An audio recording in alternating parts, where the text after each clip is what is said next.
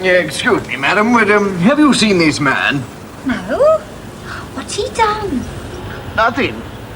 He's our daddy, and we're lost.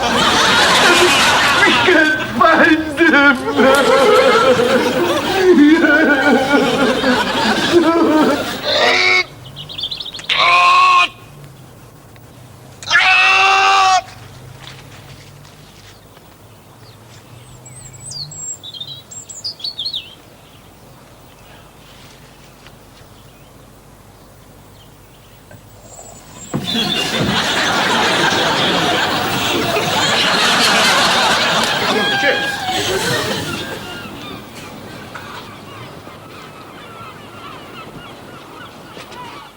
That's the father of my child.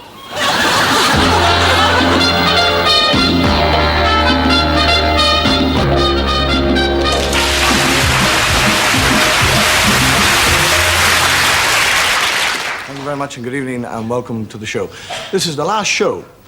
And for 6 weeks, I have been trying to tell one gag, and I've never had any reason or any chance to tell it, but I'm going to tell it tonight because it's the last chance. 3 ladies in Ireland talking about another lady who has never had a child. And one is saying, I think she's inconceivable. The other one said, no, she's unbearable. The other one says, no, she's not, she's impregnable.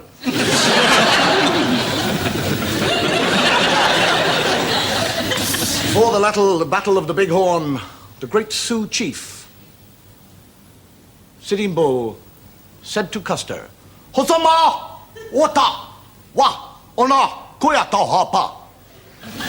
Which in English means, up yours, Custer!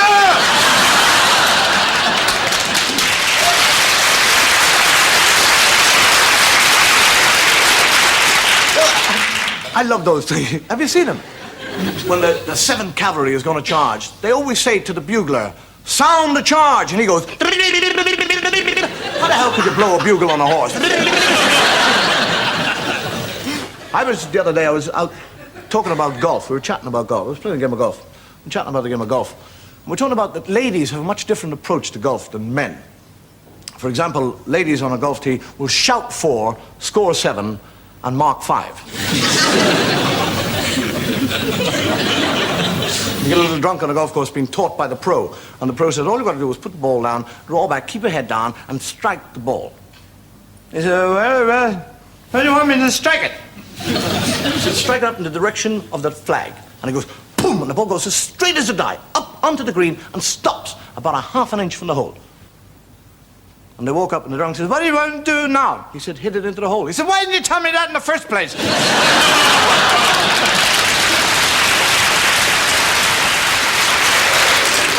You get a priest.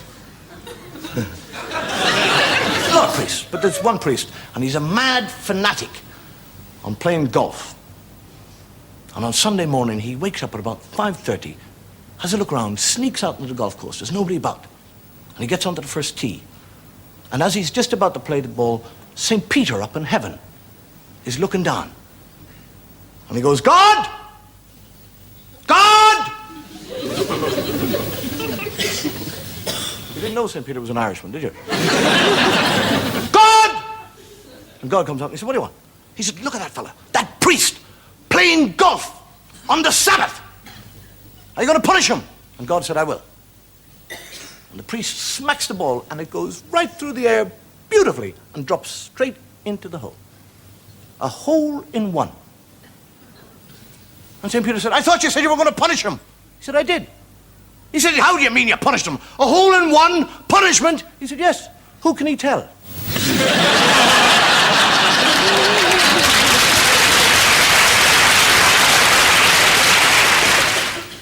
Yet a fellow arrives on a golf course, goes to the steward and he says, is there anybody to play with? And the steward said, there's nobody here today except that young lady down there on the putting green. Go and ask her if she'd like. So the fellow goes down and he said, excuse me, miss, I'm on my own. Would you like to play around with me? I don't mean that. I mean, would you like to play a game of golf? She said, I'd love to. And they proceed to play. And it's a beautiful day, and the sun is shining, and the birds are twittering, and they play marvelous golf. And they get to the last hole, which is a short hole, and he said to her, he said, you know, he said, this is the best day I've had in years. super day. You've been super company, played great golf. I tell you what, he said, if I play this last hole to par, I will take you out tonight to any theatre you wish to go to, any restaurant, discotheque, the whole evening on me, because I've enjoyed your company so much. And she said, I'll tell you what, he said, because I've enjoyed your company so much, if I play this last hole to par, not only will I go out to the theatre with you, restaurant with you, discotheque with you, but when we're finished, we will come back to my apartment, soft lights, sweet music, and we will allow the mood of the evening to carry us on. He said, fine. He puts the ball down, boom. She puts the ball down, boom. They get to the green, he's down on one, she is in the bunker. And he says, I'll give you that.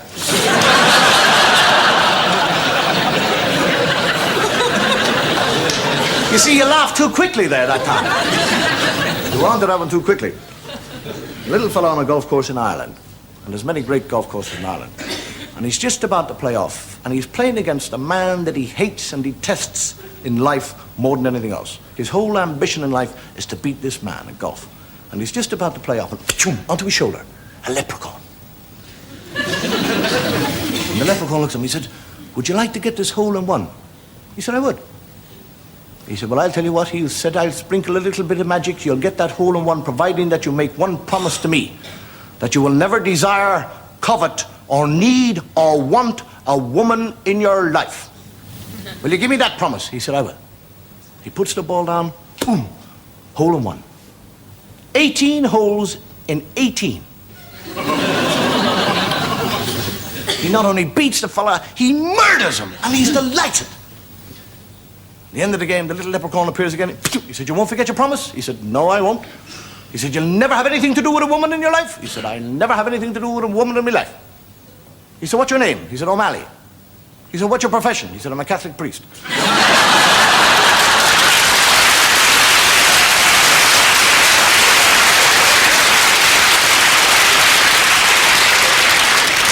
You didn't expect that, did you?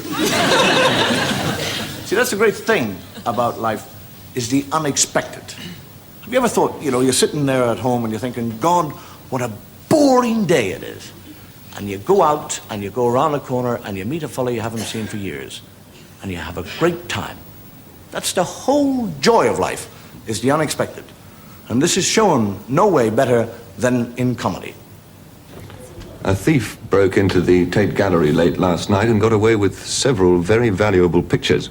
As this is the third major art theft this week, police are convinced that a highly skilled picture thief is at large. A police spokesman said that this was one of the most daring raids he'd...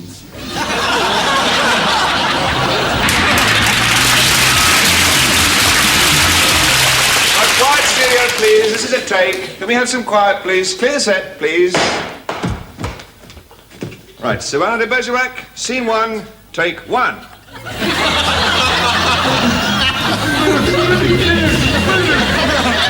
Majesty, your wife Catherine should have nothing to fear from you and I going for a scamper in the orchard, as you suggest.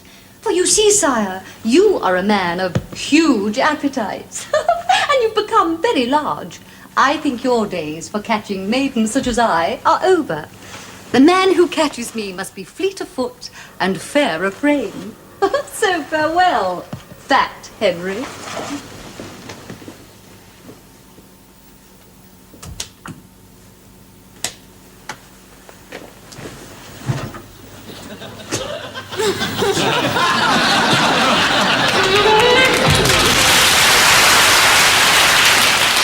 You know, the nearest thing to the stage profession, the courts. I go to the courts a lot. Sit and listen, watch the fellows, watch the barristers. Superb, I love the way they say, yes, my lord, no, my lord. They're actors.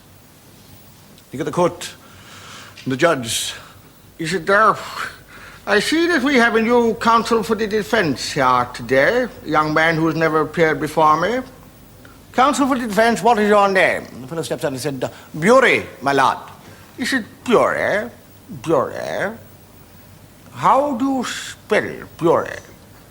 He said, B-U-R-Y, my lord. B-U-R-Y. Bury. Surely when somebody dies and you take them to the cemetery, you don't bury them. You bury them. He said, my lord, the name has been in my family for 17 generations. It's always been pronounced Bury. He said, well, my young men, in this court you shall be known to me as Berry. Carry on. The case proceeds. And 5 minutes later, the judge stops the proceedings and says, excuse me, Mr. Berry.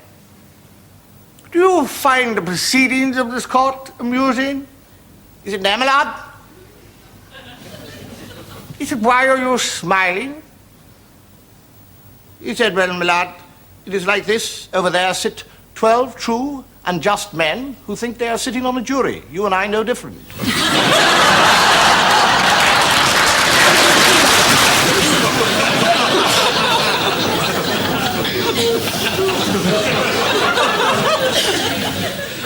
It is often said that crime does not pay, that the long arm of the law will reach out and apprehend the wrongdoers. But even with crime and criminals, the unexpected plays a great deal.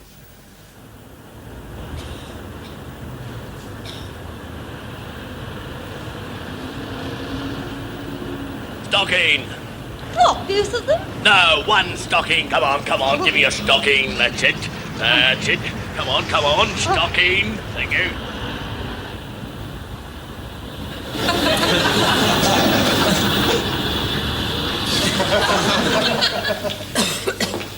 Murray.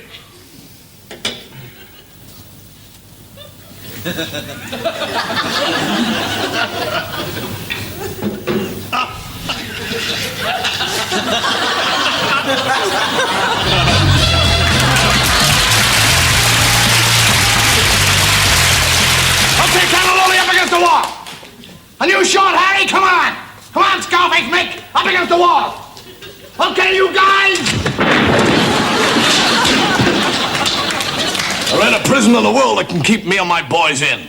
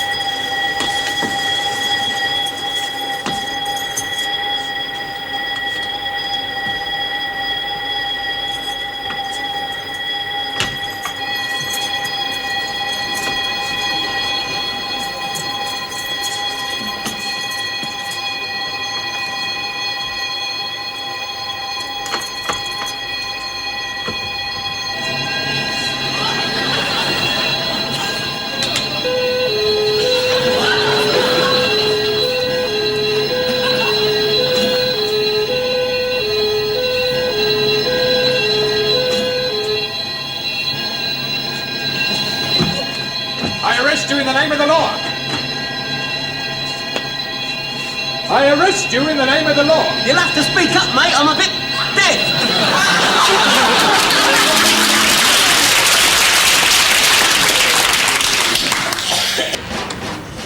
Why do I always have to be the one who gets the ball?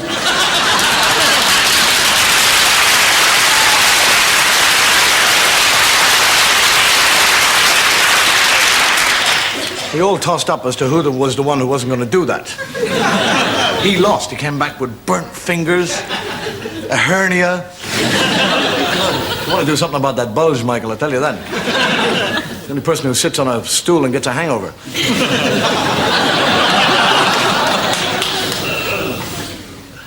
You know, it's a strange thing. We sit here surrounded by men's technical achievements. I mean, there's a camera there that can take a picture and instantaneously transmit it all around the world.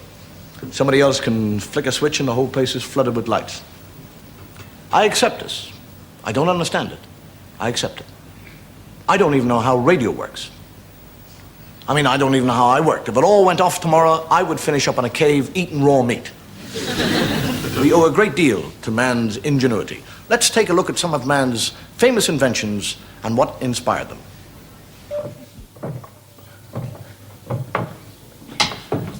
Master Caxton, You promised to pay me your arrears of rent as soon as you'd finished inventing your printing press. I did indeed, landlord, I did indeed.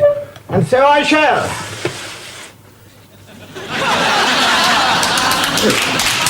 Thank you.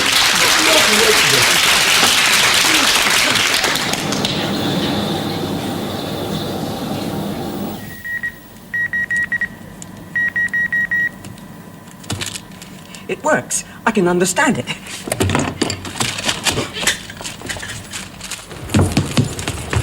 What's all the hurry? It's fantastic! A message from England by the new wireless telegraphy, and I'm the first person to receive it. This will revolutionize all communications. What does it say? It says, the notorious murderer, Dr. Clippin, and his female companion, disguised as a boy, are on this ship.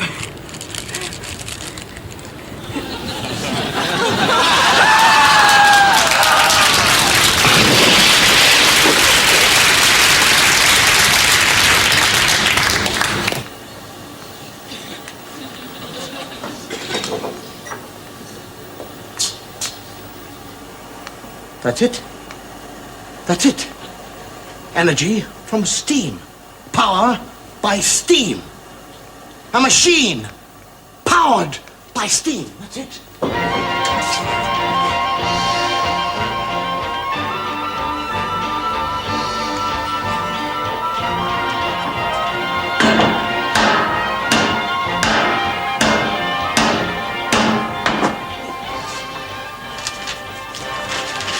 What worked on, day and night, year after year, only to fail time and time again.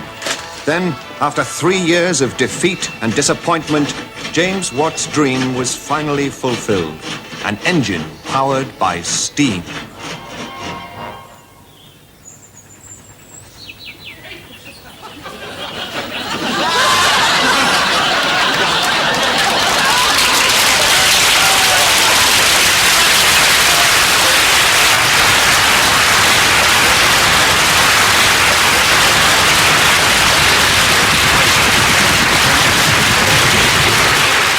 A very important part of the Irish way of life, horse racing. An awful lot of horses in Ireland. We love racing. And you get the trainer talking to the jockey and he says, "You're on this horse now, boy. And you've got to win. I've laid my life on this horse. If you don't win, I'm ruined. Finished. Gone. Walked upon." And the jockey said, "Don't worry, sir, now. Don't worry with me legs across that horse. I'll make him go like a boot out of hell." And the race starts. And they come to the first jump and he's over, and they come to the second jump and they're over, and the third jump and he's over. And he's leading by a neck coming up to the last jump. Goes over, stumbles. The little jockey's lying on the ground and he thinks the trainer will be ruined if I don't. Remounts the horse and gallops on and wins. And runs up to the trainer and said, "I did it even though I fell. I remounted the horse and I won." He said, "You remounted the wrong bloody horse."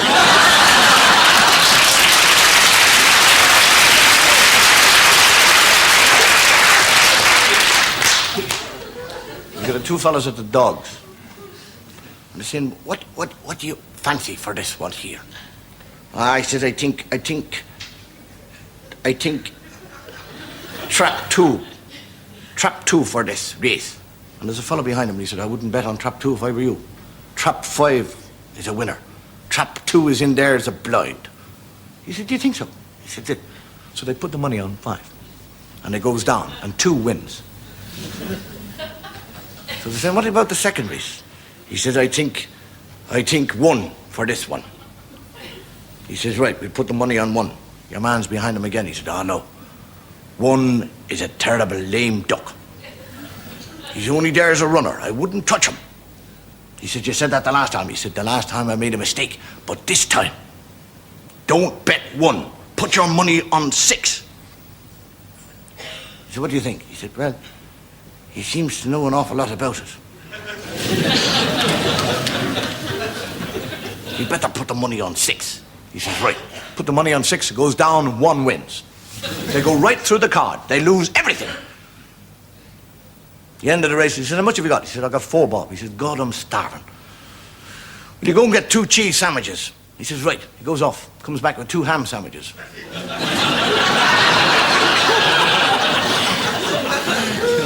said, I thought you were going to get cheese. He said, I met that fella again.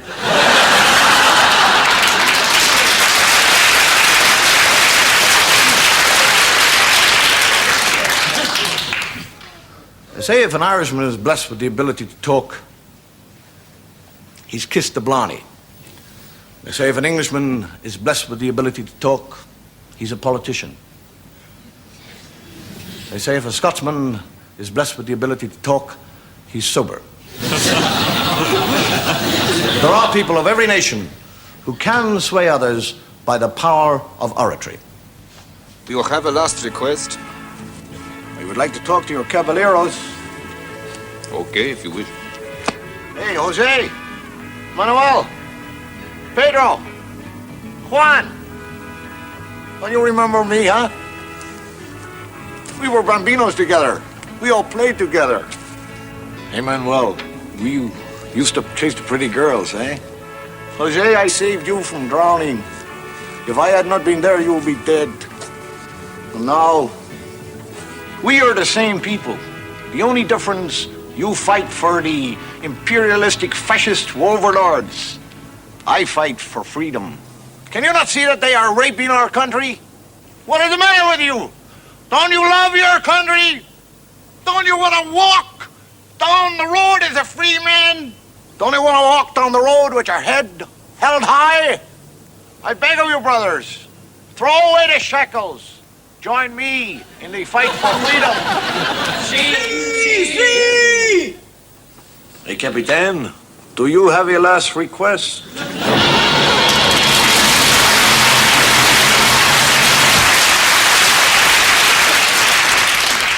That's one for me, actually. In this section of the show, we generally come to a number of sketches which have very little to do with anything else. I give no reason why we should show them. I give no reason why we shouldn't show them. Except to say that if we didn't show them, you wouldn't see them. And we'd like you to see them, so we're going to show them to you. For no reason at all.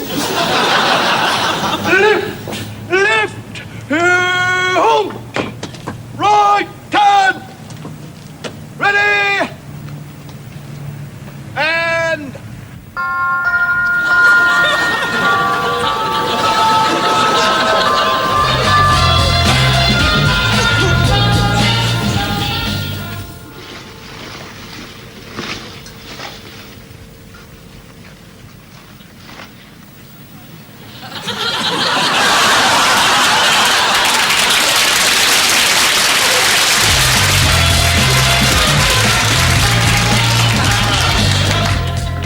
There's no doubt about it. He's a real O'Connor. To be sure. Hasn't he got his father's hair? And Grandma O'Connor's nose. And Uncle Patrick's ears? And Cousin Myra's eyebrows. You know, sometimes I think I should never have given him that penknife.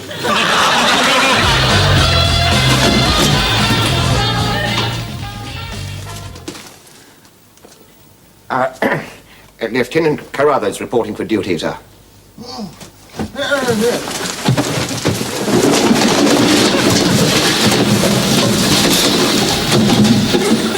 Carruthers, welcome to the mess.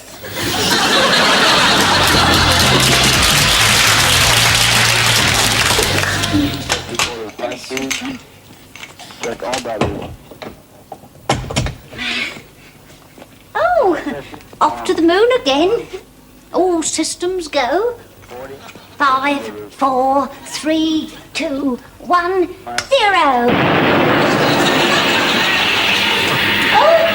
Oh my God, what have I done?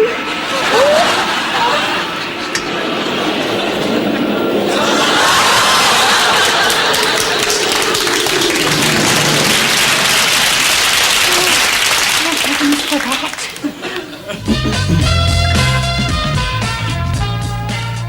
Cigar, Sir Richard? Thank you. Light, Sir Richard?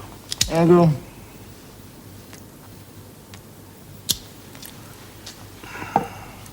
Nightcap, Sir Richard? Yes, You like it? This is orbiting Space Station 420 to Houston Control. Check altitude and position, please.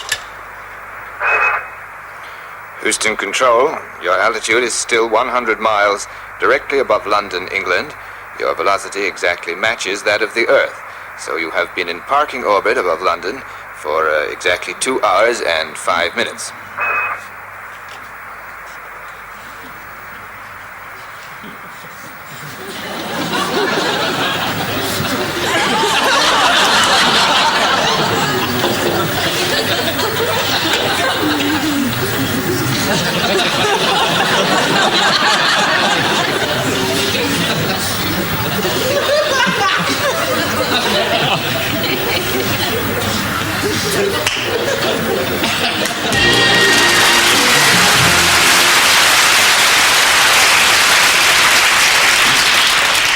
Your little Irish parking meter attendant who got knocked down by a motor car. Not actually knocked down, brushed.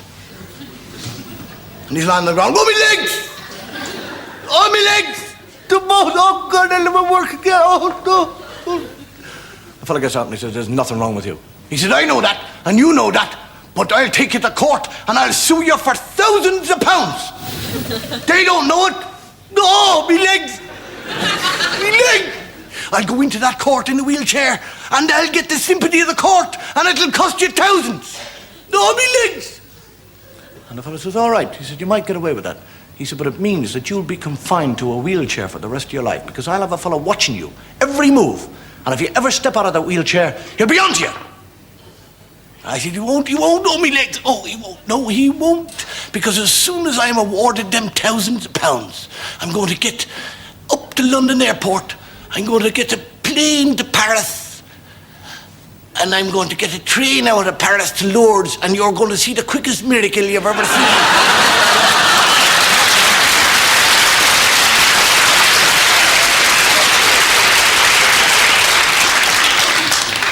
I get a little Yiddish fellow praying in the synagogue saying, God help me.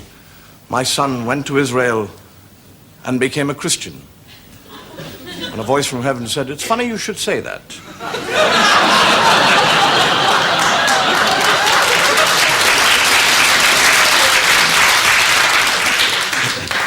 During the last two shows, you might have noticed there's been a South American lunatic trying very hard to assassinate a tyrannical dictator.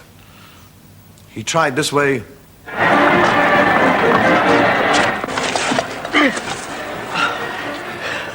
Where's my plunger? The plunger? I thought you said bring the dynamite. He failed. He tried this way.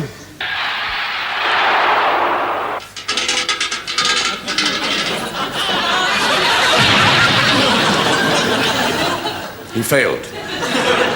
Here is his final attempt.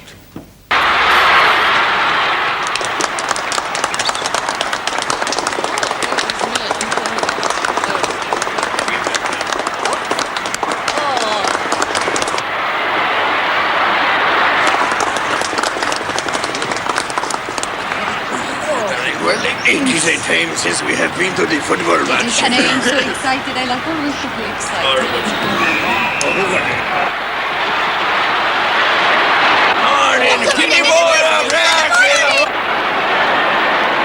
Shoot!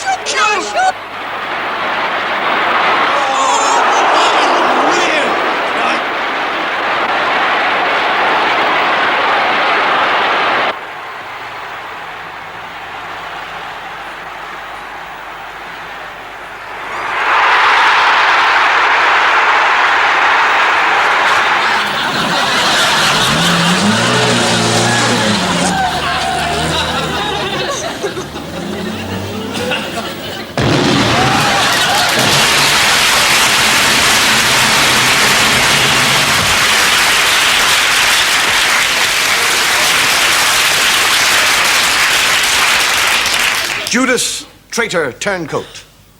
All words meaning the same thing. To betray. The act of betrayal, the worst sin that man can commit against man, the act of betrayal. I was betrayed! How many times have those words been screamed out of the history books? Most traitors have received for the betrayal material rewards. But for the act of treachery, man can be repaid in other ways.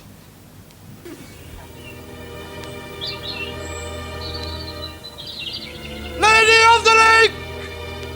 Lady of the Lake! I have been commanded by King Arthur to return Excalibur! Why should I? If I were to keep Excalibur, it would make me the most powerful king in the whole of England. I shall keep Excalibur and throw my own sword into the lake. Who will know?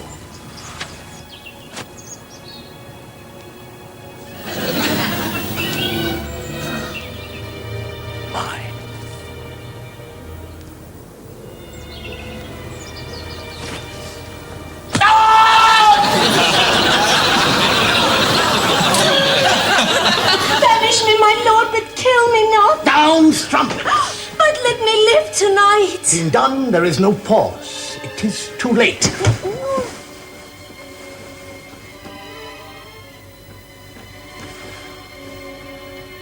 I kill thee ere I kiss thee. No way but this. Killing myself to die upon a kiss.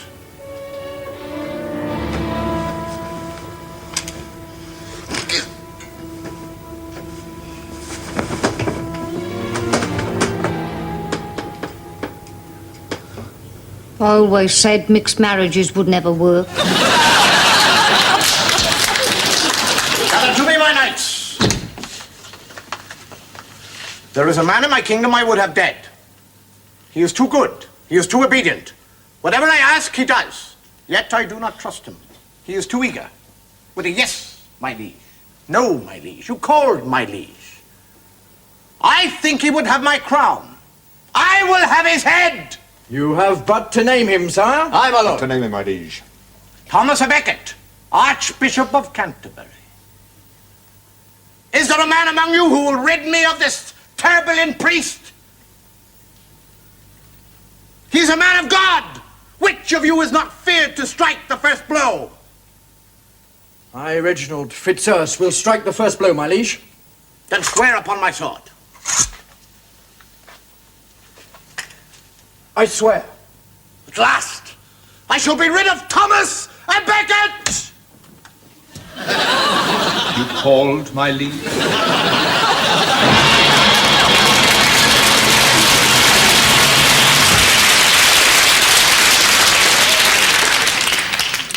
Your Majesty! Go away! Your Majesty! Go away, I am busy! Matters of state, Your Majesty, urgent. Matters of state? I will not be long, my love. I will not be long. Matters of state interrupt the king's bedroom! Cromwell, Cranmer, this could cost you your head! Well, sir, we have certain proof that the Queen has... Come out with it, what? Well, that the Queen has been unfaithful. The Queen? Unfaithful?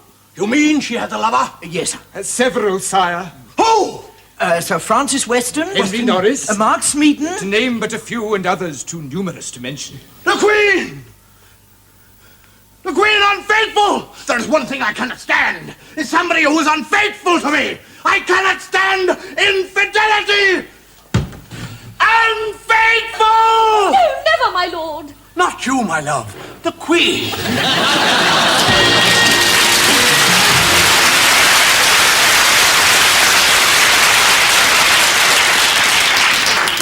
Who's that fella, Keith Michelle? The act of infidelity. Get a young lady at home. There's a knock on the door, and she opens the door, and there's a fella standing there. He says, Mary, he said, your husband's asked me to pop in and tell you he's working late in the office. He'll not be home for 2 hours. She said, it's very nice of you. Will you come in and have a cup of tea? He said, I will indeed. I was sitting there having a cup of tea, and he's looking at her. He said, you know, Mary, I've always fancied you. She said, what about my husband? He said, I don't fancy him at all.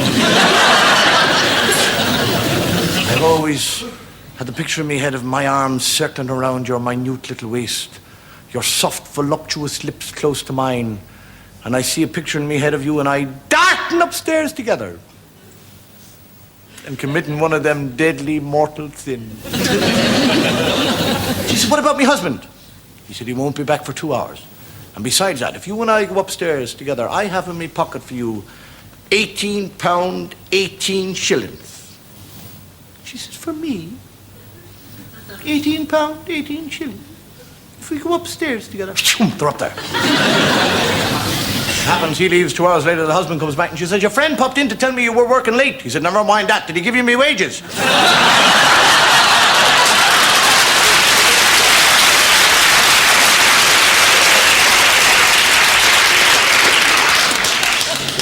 The last moment of the last show. And at last, we come to the last sketch. And what a nicer way to end the show than to have one last look at the longest lasting character of the series. James. Sad. We have come to the end of the series, and there are many people I would like to thank, and I do. But 5 people who have been a tremendous help to me in the series. You've seen the faces, here are the names to go with the faces. Mr. Chris Searle. Ian Burford. Ronnie Brody. Michael Shovel-Martin. Last but not least, Jacqueline Clark.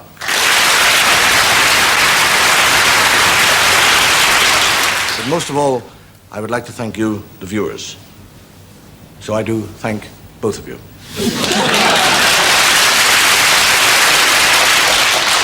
Last show, so may I say for the very last time, good night, and may your God go with you.